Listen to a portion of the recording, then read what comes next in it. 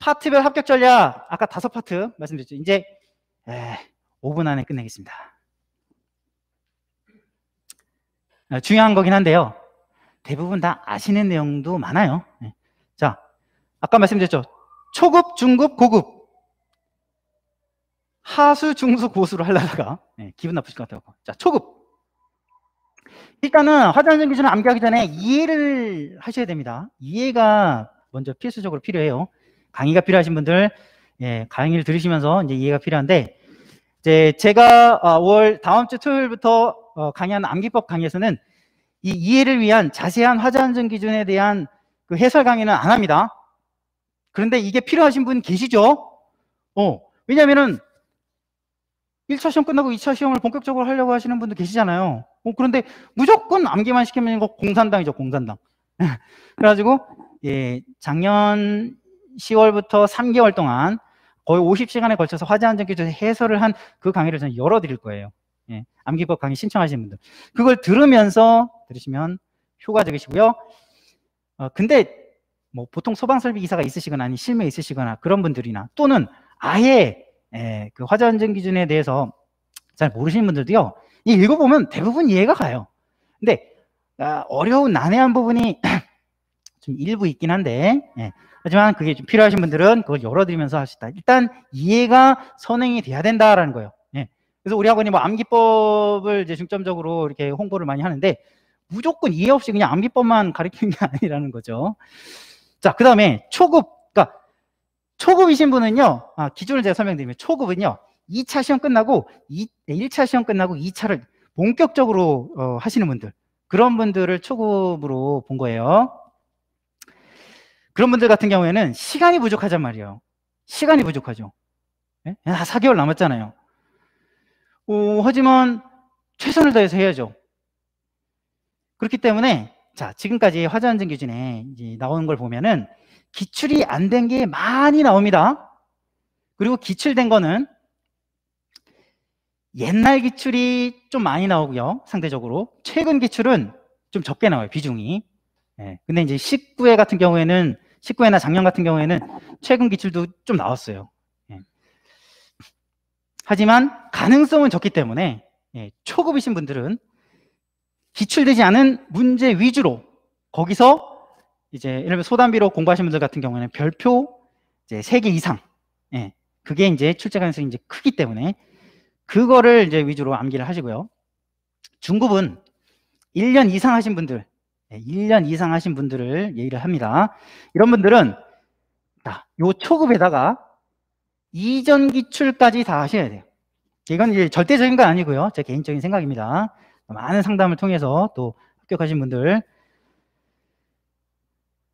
그러니까 왜냐하면 최근 기출보다 이전 기출이 더 가능성이 크거든요. 왜냐면은 출제자들도요, 아니 전전회차때 나온 거를 내겠어요, 아니면 옛날에 기출이 나온 거를 내겠어요? 옛날 기출 거를 이거 오랫동안 안 나왔으니까 좀 내야 되겠다, 이게 정상적인 거고요. 떨어뜨리려면은 작년처럼 전전회차 거를 내는 거예요. 작년에 전전회차 게 나왔어요. 예전에 전전회차 게 나온 게 딱 한 번 있었어요.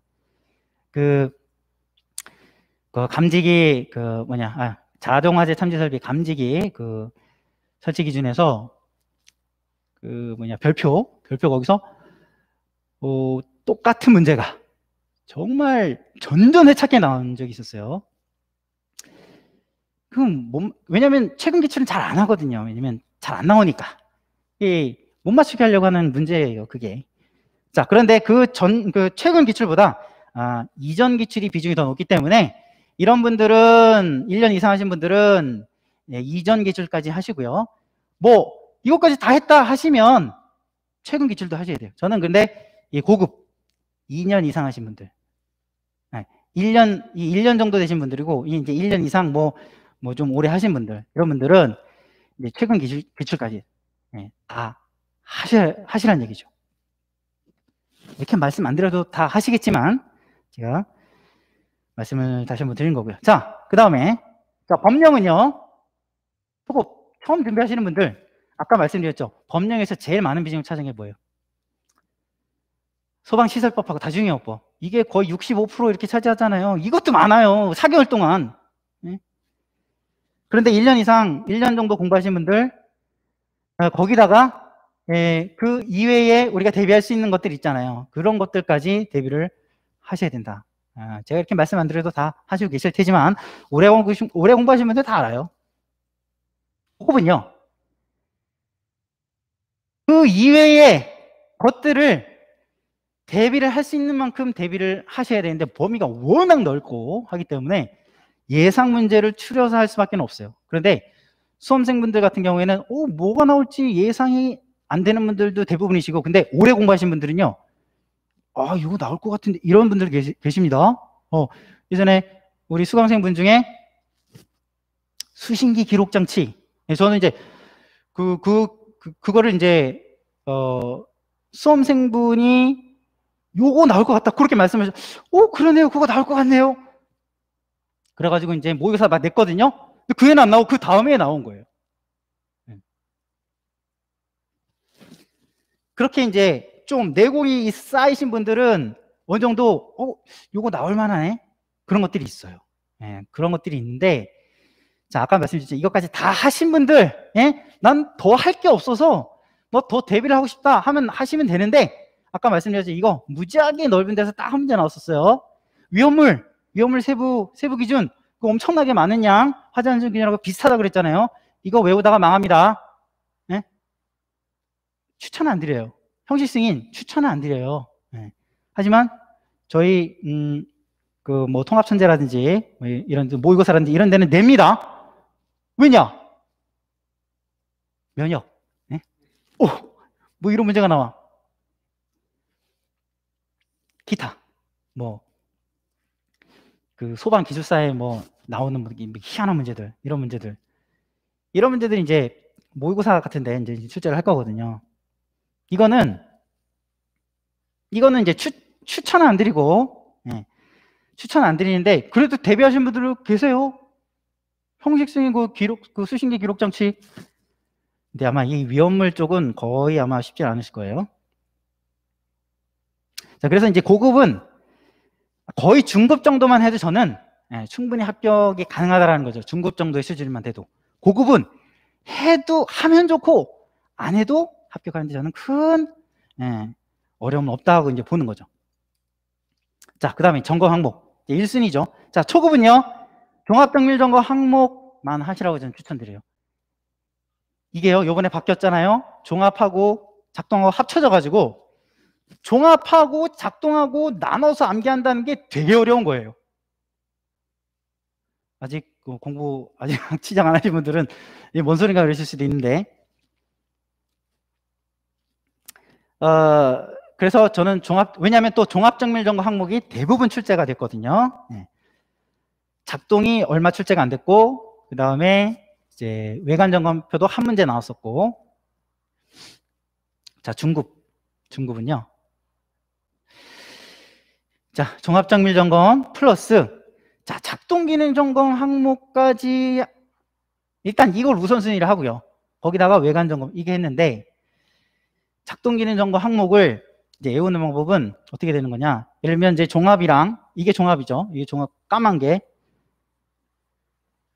뭐 이렇게 이런 식으로 5개 항목이 있어요. 그럼 종합은 이게 다예요. 이게 다가 종합이에요. 그리고 작동은 이제 요것만 해당이 되는 거예요. 자, 그러면은 이게 예를 들면 가나다라 예를 들면 앞글자를 만약에 딴다. 그래서 가나다라잖아요. 가나다라. 아니 우리 키드문을 딴다 했을 때 가나다라. 근데 만약에 뭐 어떤 점검 항목을 쓰라 했을 때 가나다라 마구나. 종합은 가나다라 마예요. 그런데 작동을 쓰시고 하면 나다라예요. 나다라. 그러니까 이거 따로 외우기가 되게 어려운 거예요. 되게 복잡해요. 헷갈려요.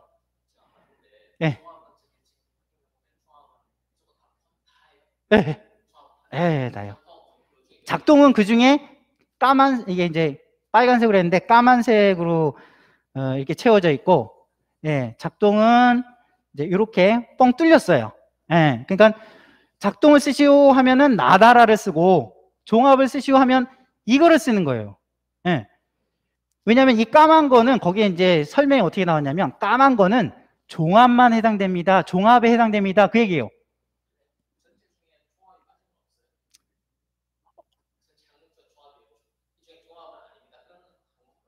그렇죠, 그렇죠. 예, 예, 예. 그러니까 무조건 다 이제 종합이 해당이 되는 거죠. 예, 거기다 작동을 쓰는지. 그러면은 저 보세요. 가나다라마 이게 종합이에요. 어떤 예를 들면 송수구 전공 항목이다. 가나다라마. 근데 송수구 작동 기능 항목을 쓰시오? 이게 헷갈리잖아요. 이게 따로 외운다는 게 헷갈린다는 말이죠. 그래서 종합을 외우고 작동은요. 외울 때 뭐 이거 읽어보세요. 이거, 아, 이게 작동이네. 아, 이게 작동이라고 하는 것은 이제 종합에서는 하지 않는 어떤 좀 간단한 것들 위주라고 보시면 되죠. 아, 이게 이해 정도만. 아, 요게 작동이구나. 요게 작동이구나. 요게 작동이네. 그렇게 이해를 하시고 나중에 만약에 이 작동을 쓰라 나왔다 하면 종합을 쓴 다음에 아, 작동이 뭐였지? 하고 지워야죠.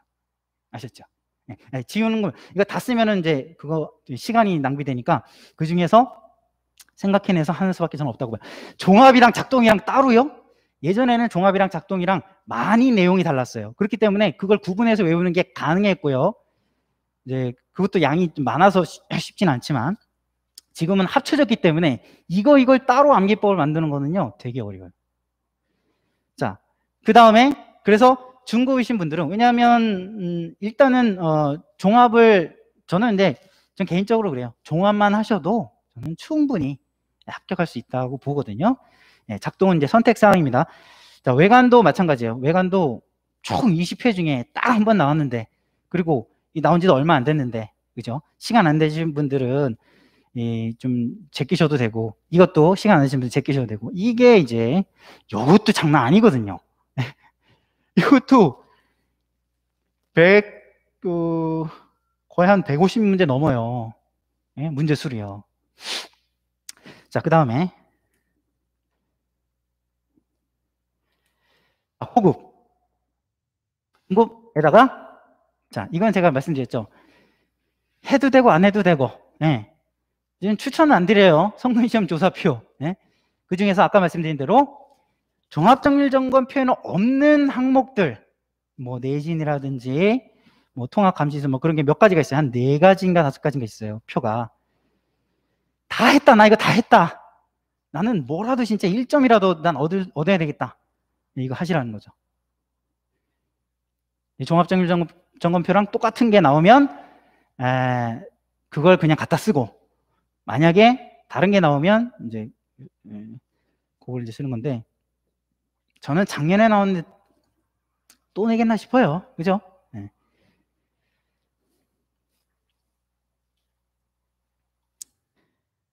자, 이제 거의 다 왔습니다. 자, 점검 실무는요, 초중고로 안 나눴어요. 네, 왜냐? 이거는 양이 그렇게 많지가 않아요.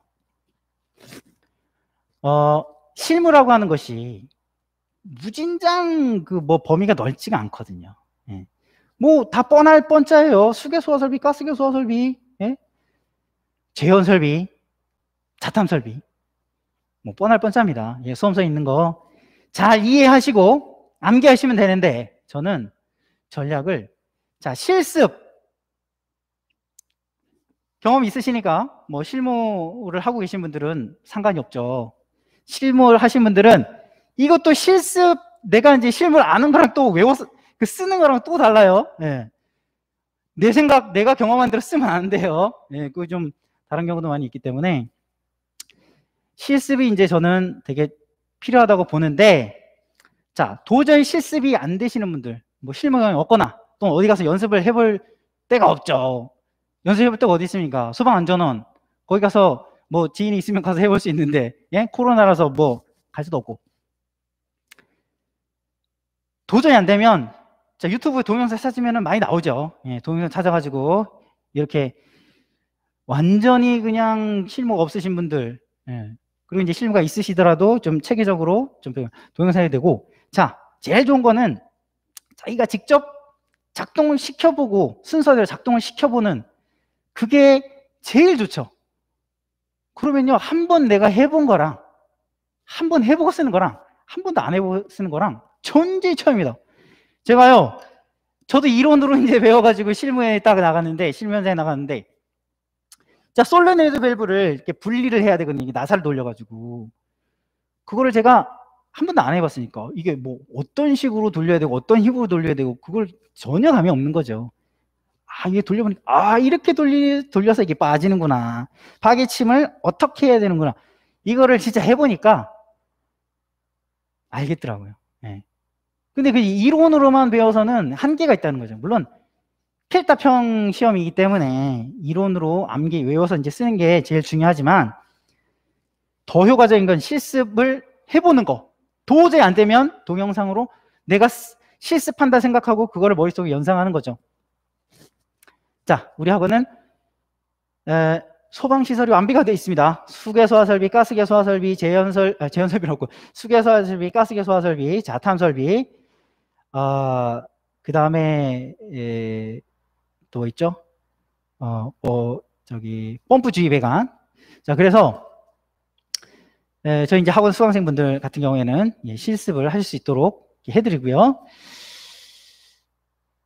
그래서 그거 실습을 하고 내가 그 실습한 거를 기억하면서 암기를 했었으면 훨씬 효과적이라는 거죠. 자, 이제 거의 다 왔습니다.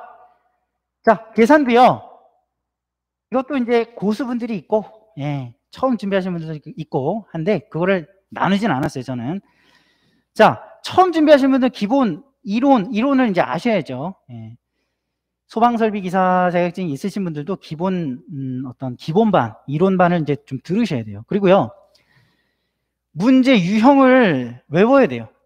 계산 문제도 제가 아까 외우는 거라고 말씀드렸는데 관리사도요, 유형이 딱 정해져 있습니다. 기사도 그렇지만 관리사도 유형이 정해져 있어요.